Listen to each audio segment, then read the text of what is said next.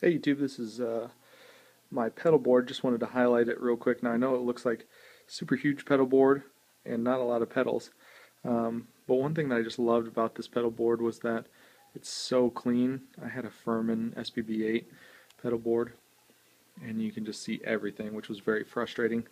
I will show you what I've got on the board. I use a one spot, Visual Sound one spot, to power this thing. As before, I always stayed away from those things. Don't know why, but it works great. I always thought for some reason there'd be extra sound daisy chaining all the pedals together, and I always believed that I had to go through the Furman board to get a nice clean sound because it was conditioned and whatnot.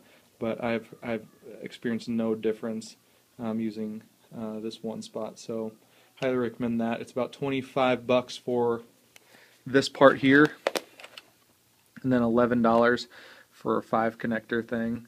So I'm using the Ernie Ball JR volume pedal.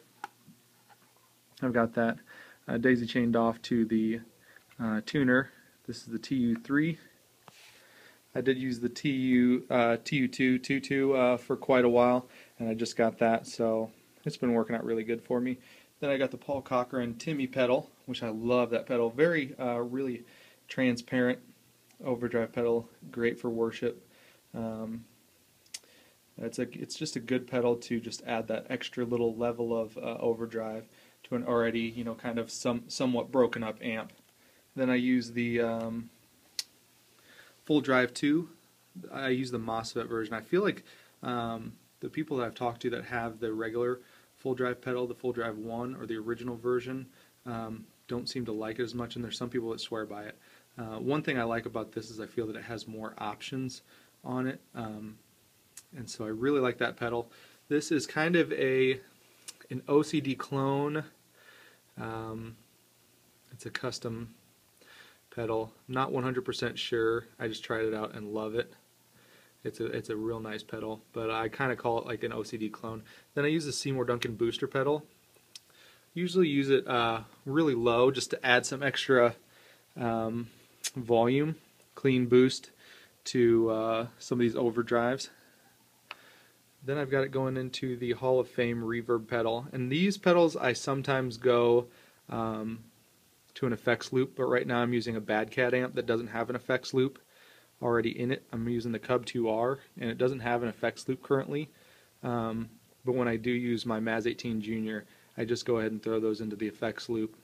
So this is the Hall of Fame reverb. Some of the settings I use for worship are, I usually always have the room reverb on, and sometimes to get some nice organ or pad sounds I use the church or mod settings, and I think those are kind of nice.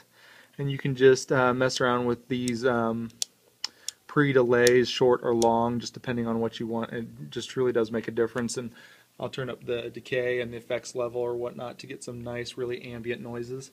Then I've got the DD20 pedal. This one is actually kind of somewhat noisy. It gives this nice, I always thought it was the patch cables that I was using.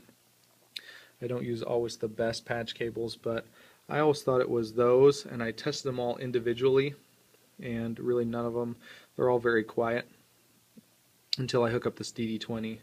And I just got a lot of either popping noises, it's really subtle, or a very high-pitched whistling noise at a very low volume, but something that I definitely notice when compared to all these other pedals not plugged in. So if this is not in the chain, it doesn't have that. Then I have the this little tap tempo here that I use to tap in songs on the fly. But that's the board right there. Not sure what else I'm going to add to this pedal board, but it's just super clean compared to my old pedal board. And I like the extra space there, just to be able to add other effects in and out if needed. And it also helps me when I want to store stuff. I could put my just some random headset there, or picks or whatnot mid-set. But anyways, that's my pedal board. Just thought I'd highlight that and kind of show you what I was using. But anyways, hope all's well. Take care.